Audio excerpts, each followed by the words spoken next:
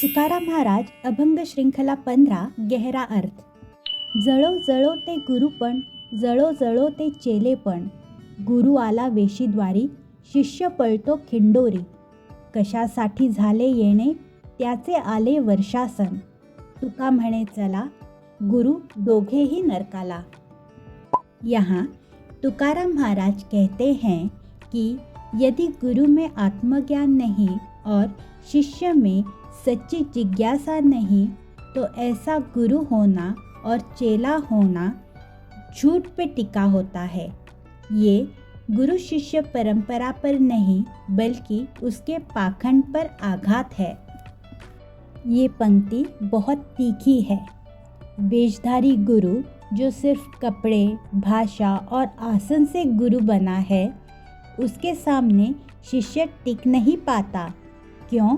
क्योंकि जहाँ सत्य नहीं वहाँ भय पैदा होता है.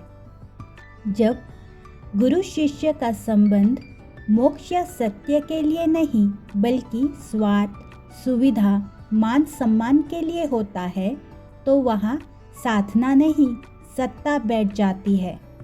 आसन ऊंचा होता है पर ज्ञान, आत्मज्ञान, सच्चा अध्यात्म, उसका स्तर नीचे गिर जाता है. तुकाराम महाराज अंत में कहते हैं, चले दोनों गुरु और शिष्य नरक की ओर. मतलब यह नरक मरने के बाद का नहीं बल्कि यहीं और अभी का है. ऐसा जीवन जहाँ गुरु सत्य से दूर है और शिष्य विवेक से दूर है, ऐसा जीवन झूठा है. दोनों झूठ में जी रहे हैं. ये जीवन का सत्यानाश है, जीवन का पतन है. अब थोड़ा इस अभंग का बैकग्राउंड यानी संदर्भ समझते हैं. ये अभंग संत तुकाराम महाराज द्वारा रचित है. इस अभंग में संत तुकाराम महाराज जी ने अपने समय में प्रचलित ढोंगी गुरु और अंध अनुयायियों की तीव्र आलोचना की है. भक्ति आंदोलन के काल में कई लोग केवल बाहरी वेश, पद और आसन के आधार पर स्वयं को गुरु कहलवाने लगे थे. ऐसे गुरुओं के पास न तो आत्मज्ञान था और न ही सच्चा मार्गदर्शन.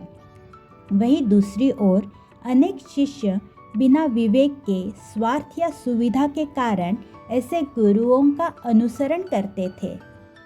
इसी सामाजिक और धार्मिक पाखंड को उजागर करने के लिए तुकाराम महाराज जी ने ये अभंग रचा.